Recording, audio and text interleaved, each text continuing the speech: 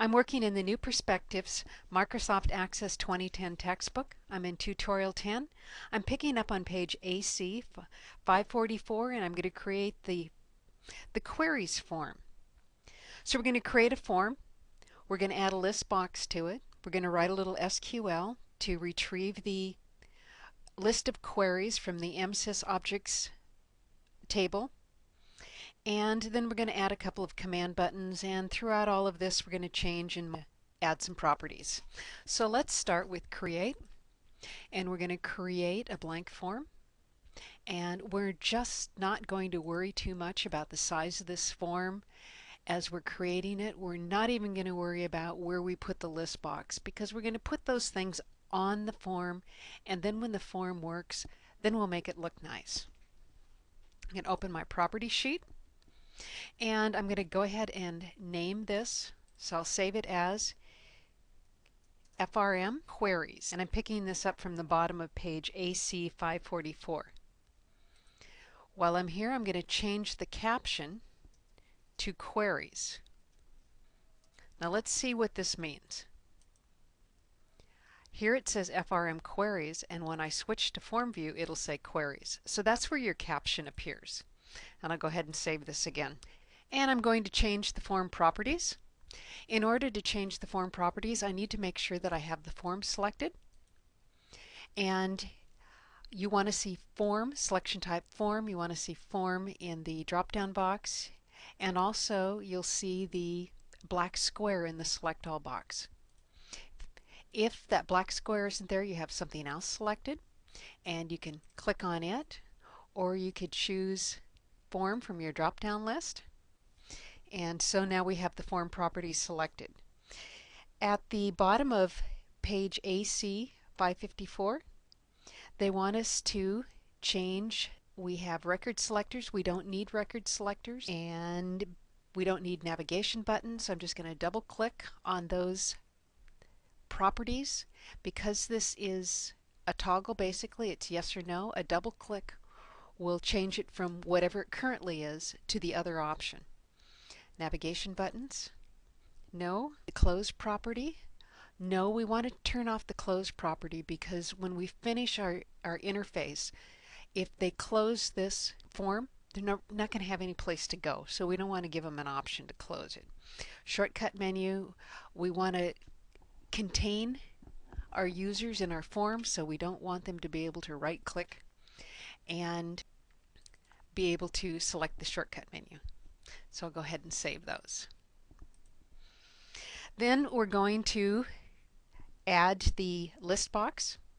Now on page AC 546 it says to add a label and then add the list box and then delete the label. You can do that. The other thing that we can do is we can simply add our list box, and it will add the label. I'll cancel out of that because I still have not turned off my control wizard. I can take my label and basically put it wherever I want it, or I could delete it as the book says and create a new one. So now with them together, they will move together. If I deleted the label and added a new one, then they would not move together. So there's just some ideas for you. So on this one, I'm going to change it so it says available queries and enter on that. And I want that to be bold. So then I'll just double click any one of the sizing handles and it will make that box just a little bit wider. With the list box, don't worry about the size of it until you've finished adding your queries. So with my list box now selected, our next option, I'm going to click Save on this, is to understand a little bit about it, more about SQL. So what we're going to do is take a look at a couple of queries. The first query I'm going to look at is QRY contract list. This is a very simple query. It is one table, so I'm selecting two fields, the contract num and the contract amount, from the contract table. Oops, one more field here, and the contract type. So I'm selecting three fields from the contract table, and I'm putting in an order by the contract num. Because I could have multiple fields with the name contract num. Remember, we may have contract num in the contract table and the invoice table. I put in the name of the table so that it distinguishes which contract number I'm talking about. It's a very simple one. Let's take a look at one that's a little bit more difficult, and that is the customers and invoices query. Customers and invoices. Customers have contracts. Contracts have invoices. So we've got three tables involved in this. Whether or not we show fields from all three of the tables, there's still three fields or three tables involved in this particular query. Let's take a look at it in SQL view. We're selecting the customer ID, the company, the first name, the last name, the city. From the customer table, the invoice amount and the invoice paid from the invoice table from customer, and we're interjoining the contract table to the invoice table on the contract number from both tables, and then on the customer ID that is both in the customer table and in the contract table. So a little more complicated, but hopefully since you've written the query here, it makes a little more sense here. So I'm going to go ahead and close that, and that brings us back to our queries form. Now what we're going to do is we're going to write a little SQL that's going to be our row source. So from the Data tab, make sure I'm in the row source, and over on page AC 552 shows us to right click, open up the zoom box. The beauty of the zoom box is that you can change the font if you're having trouble seeing it, and we're going to write some SQL. Now remember the video or the PowerPoint presentation. If you need to, go get it, and so that you can see the hidden table that I show you in that PowerPoint presentation. And so we're going to start by select. I do not have to capitalize select. Name, which is a field, and fields and parameters go in brackets. From, and it's coming from the sys objects, which is a hidden table. So we're setting the type, and the type is showing on page AC 551. Queries are a type 5. And if you look at that PowerPoint that I created for you, you'll see that there is a field in there called type, and the data value for query is a 5. Where type equal 5, and the left is a function. I'm going to use name, left name, the first character, got to close that function, is not equal to a tilde. I'm putting my tilde in quotation marks because it's text. And then we're going to order by the name of the query. And in Access SQL, I have to close my SQL statement with a semicolon. That is required. OK, and if all works right, no error messages, and I should get this to run. And I can check to see if it runs by trying to view.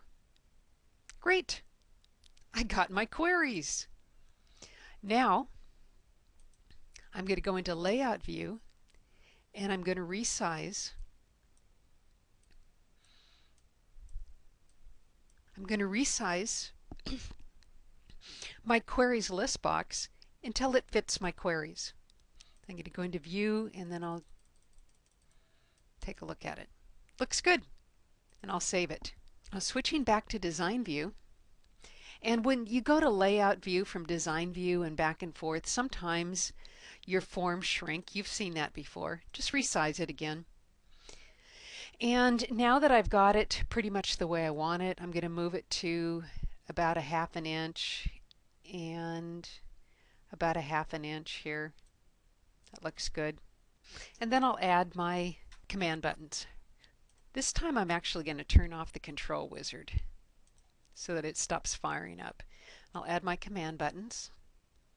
Put one down in here, and that one is going to be a preview.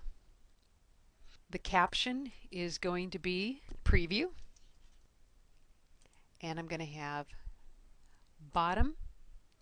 My picture is going to be a print preview.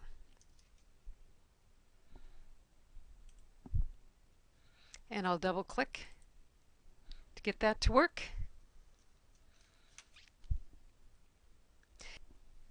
And there are a couple more things to do to this.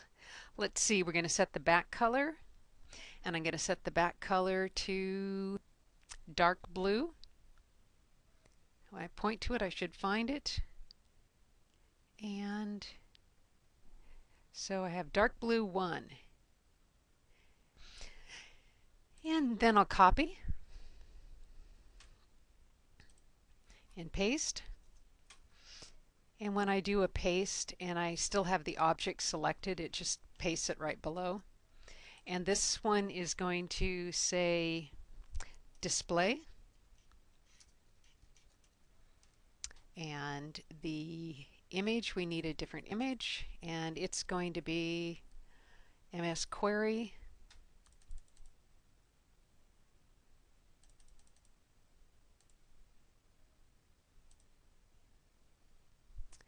And that works. There's still a couple things I need to do. I'm going to give these a name. This is CMD preview, and this one's going to be CMD display. Also, with my list box, I'm going to make sure that I give it a name, and it's going to be LST. LST. That is not a 1, that's an L. Your naming conventions start with letters. They're 3 letters. You're used to that. QRY, FRM, RPT, TBL, CMD, MCR. List box is LST, not 1, LST. LST, and this is query list. Also, we need to do a little bit of formatting on this. Looks like I want the back color to be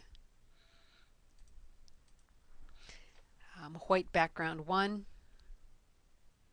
There's white background 1. And in the detail section out here, I want the back color to be white background 1, 5% darker. There we go. And let's just check this.